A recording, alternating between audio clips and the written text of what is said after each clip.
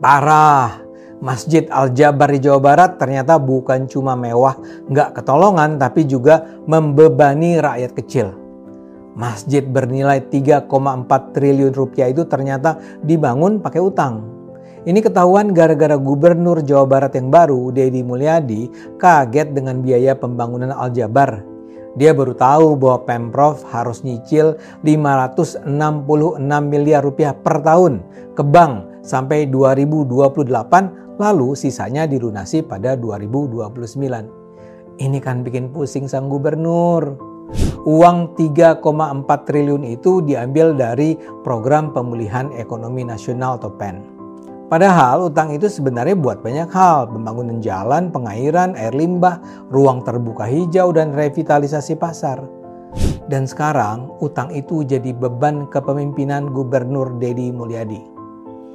Tapi pemerintah bukan cuma harus bayar cicilan utang pembangunan. Selain itu ada pula biaya pemeliharaan masjid yang mencapai 42 miliar rupiah per tahun. Jadi total pemerintah Jawa Barat harus mengucurkan dana lebih dari 600 miliar rupiah per tahun hanya buat nutup kewajiban ini. Pembangunan Masjid Al-Jabar itu sih sudah sejak lama dipersoalkan.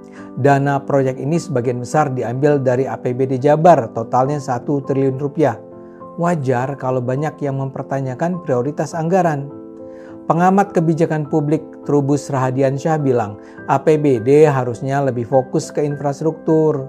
Jalan dan transportasi publik lebih krusial ketimbang membangun masjid megah, apalagi di Jabar kan sudah banyak masjid besar lainnya.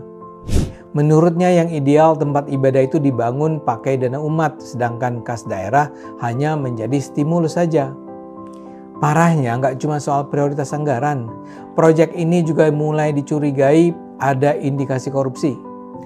Forum Indonesia untuk Transparansi Anggaran Fitra Jabar menyoroti dugaan korupsi dengan potensi kelebihan bayar ratusan juta rupiah.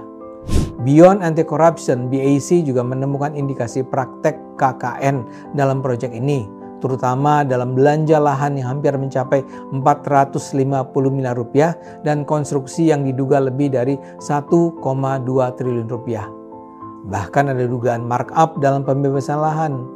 Laporan BPK 2021 menyebut Pemprov Jabar sudah bayar 23 miliar rupiah untuk 8.000 meter persegi tanah yang ternyata belum bersertifikat. Ini membuka kemungkinan penggelembungan harga atau maladministrasi. Ini semakin menambah kontroversi Al-Jabar. Ridwan Kamil sempat membela proyek ini dan bilang bahwa penggunaan APBD buat rumah ibadah boleh, asal disetujui eksekutif dan legislatif.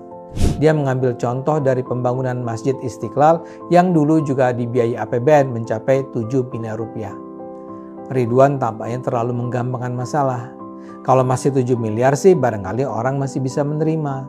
Tapi kalau kita bicara uang triliun rupiah yang harus dibayar dengan utang yang akan ditutup dengan dana program pemulihan ekonomi nasional, ini tentu kelewatan. Sekarang ini tidak ada pilihan bagi Deddy Mulyadi. Sebagai gubernur ya dia terpaksa mengupayakan pengembalian utang sampai lunas. Tapi pemerintah daerah manapun perlu belajar dari kasus ini. Rumah ibadah bukanlah prioritas utama, apalagi rumah ibadah mewah dengan nilai triliun rupiah. Kesejahteraan masyarakat yang harus jadi prioritas anggaran pembangunan.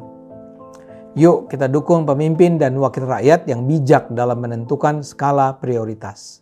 Juru rawat di Indonesia nih, jangankan 14.000 ringgit beda, 5.000 ringgit aja udah alhamdulillah kali lah beda. Sebab di Indonesia nih susah cari kerja terus gaji kecil. Masalah juga di Indonesia, jadi kerjanya tuh udah gajinya sedikit, rapel pula gajinya 3 bulan sekali yang kau dibayar. Jadi kalau bisa 3 bulan sekali dibayar tuh makan sehari-hari macam mana sih? Dia tak makan beda, dia cuma minum aja.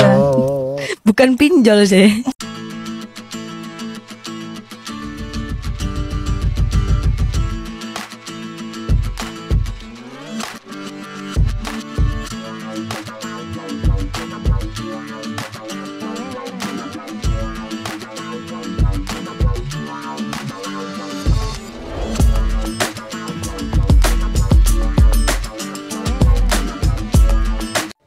rumput tetangga selalu lebih hijau dari rumput sendiri, tapi mungkin karena memang rumput sendiri kualitas airnya jelek atau kurang dirawat. Termasuk soal pendapatan warga. Di tahun 2025 ini pendapatan warga RI ternyata masih saja kalah dari negara-negara tetangga. Kita akan bahas dalam 2025 pendapatan warga RI masih kalah jauh dari tetangga. Kita langsung lihat slide yang pertama. Di 2024, PDB per kapita Indonesia ini mencapai 4.960,3 dolar Amerika Serikat per tahun.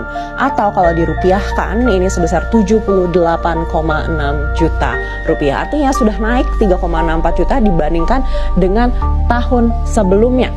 Nilai PDB Indonesia atas harga berlaku mencapai 22.139 triliun rupiah di tahun lalu. PDB per kapita ini menunjukkan besaran pendapatan rata-rata dan juga kemakmuran sebuah negara. Kalau makin tinggi artinya ya semakin makmur. Sayangnya PDB per kapita kita belum juga sampai di angka 5.000 dolar Amerika Serikat per tahun. Diharapkan di akhir 2025 ini bisa menembus angka tersebut. Kalau memang tercapai, ya ini artinya sebuah milestone ya yang harus diapresiasi. Sayangnya masih kalah jauh dibandingkan dengan tetangga kita di ASEAN. Kita akan cek slide berikutnya. Berdasarkan data IMF, memang Indonesia bukan yang terendah di ASEAN, tapi masih kalah jauh dari Malaysia, bahkan dari Thailand. Singapura ya tentu saja ya ada di urutan pertama. Lalu ada Brunei Darussalam ini di urutan kedua, lalu baru Malaysia dan Thailand, lalu baru Indonesia di sini. Nah, memang di bawah Indonesia masih ada juga Vietnam dan juga ada Filipina. Vietnam ini pertumbuhannya signifikan dengan loncatan PDB per kapita hingga 300 dolar Amerika Serikat di tahun 2024. Bisa jadi Vietnam akhirnya menyalip Indonesia di tahun ini. Sayangnya, meskipun pendapatan per kapita Indonesia memang bukan yang terendah, tapi pengeluaran warga malah lebih besar dari pendapatannya. Kita akan cek slide berikutnya. Kita pahami dulu ya, selisih ini didapatkan dari penghitungan gaji yang dikurangi dengan pengeluaran. Dan menurut data Mikro Survei Sosial Ekonomi Nasional 2021 atau Susenas dan juga Survei Angkatan Kerja Nasional atau Sakernas 2021, menurut data tersebut di tahun 2021 selisih gaji warga usia 17 hingga 40 tahun di Indonesia ini semuanya minus. Di tahun 2021 minusnya mencapai 65.529.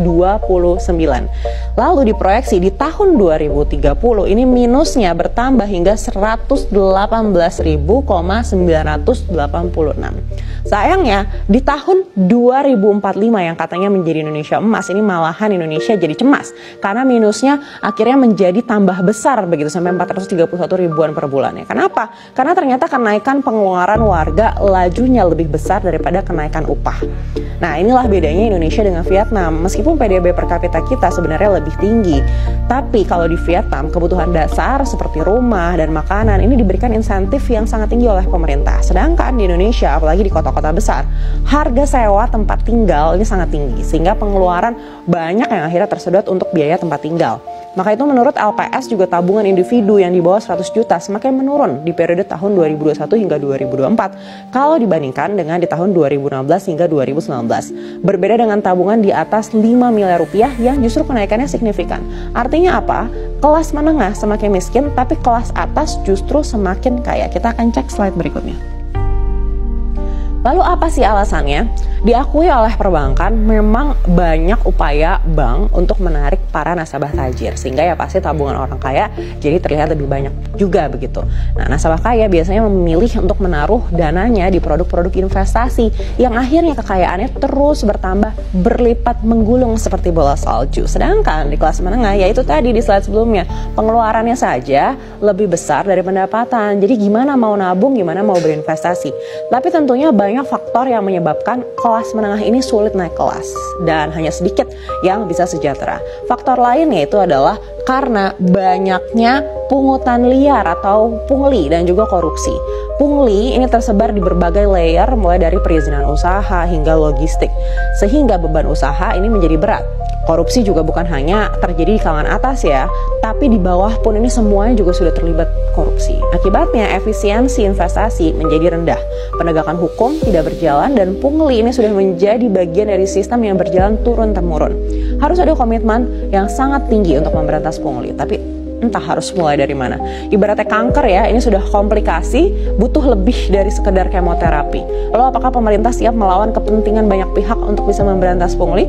Kita tunggu gebrakan apa yang bisa diberikan, karena ya harapannya ya tetap menjadi Indonesia Emas 2045 ya, bukan Indonesia Cemas 2045.